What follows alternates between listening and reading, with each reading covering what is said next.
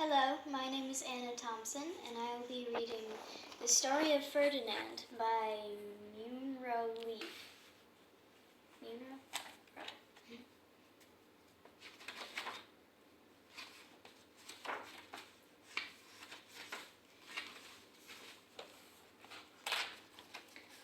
Once upon a time in Spain, there was a little bull, and his name was Ferdinand.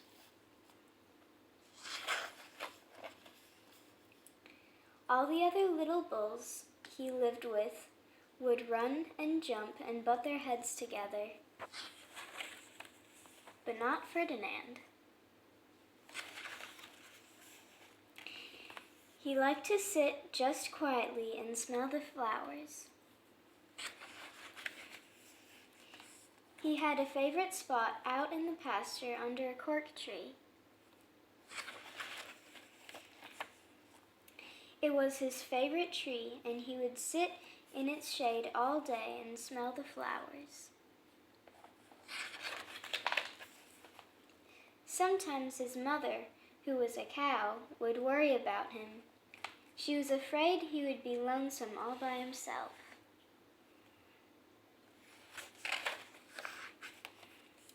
"Why don't you run and play with the other little bulls and skip and butt your head?" she would say, but Ferdinand would shake his head. "I like it better here, where I can just sit and quietly and smell the flowers." His mother saw that he was lonesome, and because she was an understanding mother, even though she was a cow, she let him just sit there and be happy.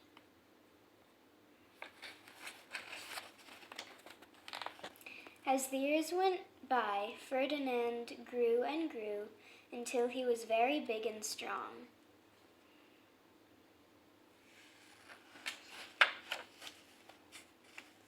All the other bulls who had grown up with him in the same pasture would fight each other all day. They would butt each other and stick each other with their horns. What they wanted most of all was to be picked to fight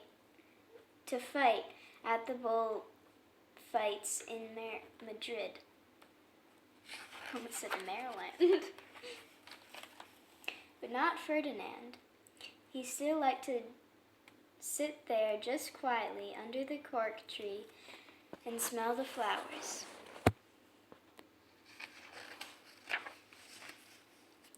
One day, 5 men came in very funny hats to pick the biggest, fastest, roughest bull to fight in the bullfights in Madrid.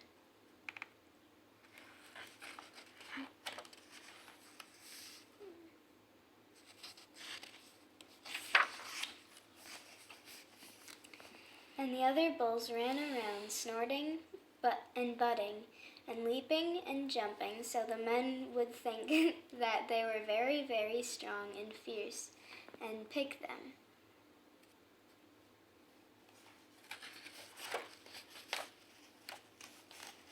Ferdinand knew that they wouldn't pick him, so he didn't care, so he went out to his favorite cork tree to sit down.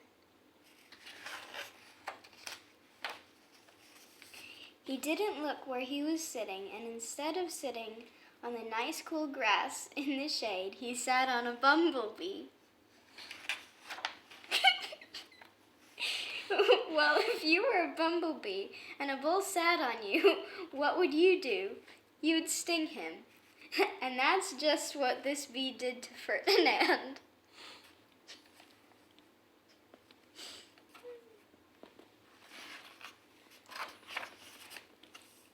And wow, did it hurt!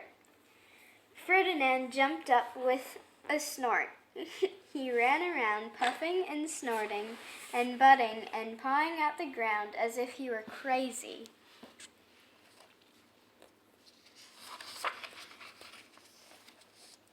The 5 men saw him, and they all shouted with joy. He was the largest and fiercest bull of all, just the one for the bullfights in Madrid.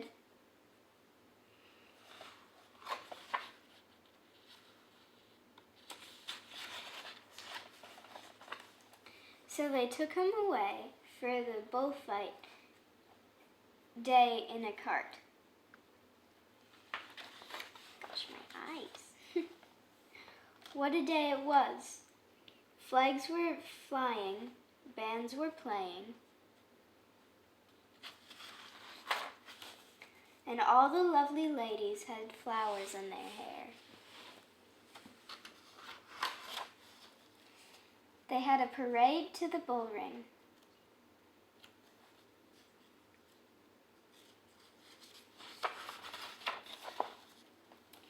First came the banderillos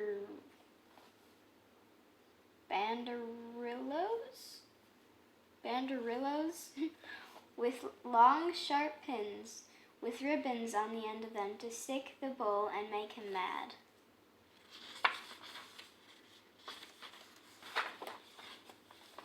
Next came the picadors, who rode skinny horses, and they had long spears to stick the bull and make him even madder.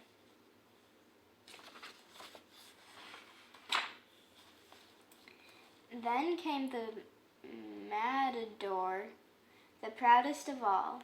He thought he was very handsome and bowed to the ladies. He had a red cape and a sword and was supposed to stick the bull last of all.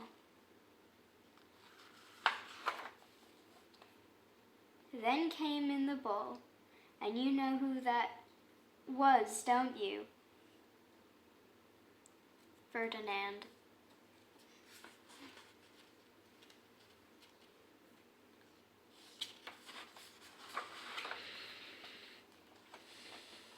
They called him Ferdinand.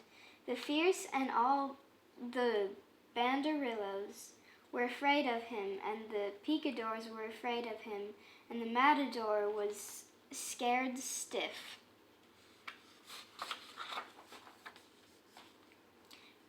Ferdinand ran into the middle of the ring, and everybody shouted and clapped because they thought he was going to fight fiercely and butt and snort and stick his horns around. But not Ferdinand.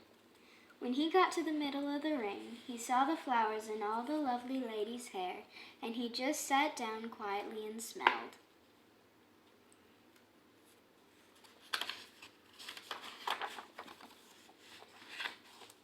He wouldn't fight and be fierce, no matter what they did.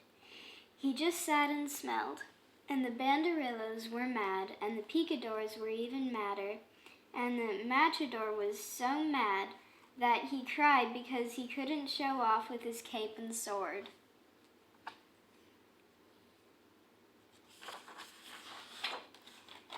So they had to take Ferdinand home.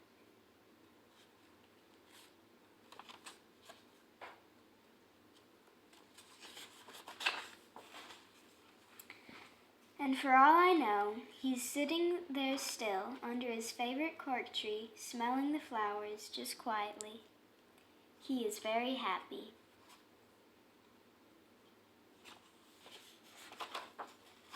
The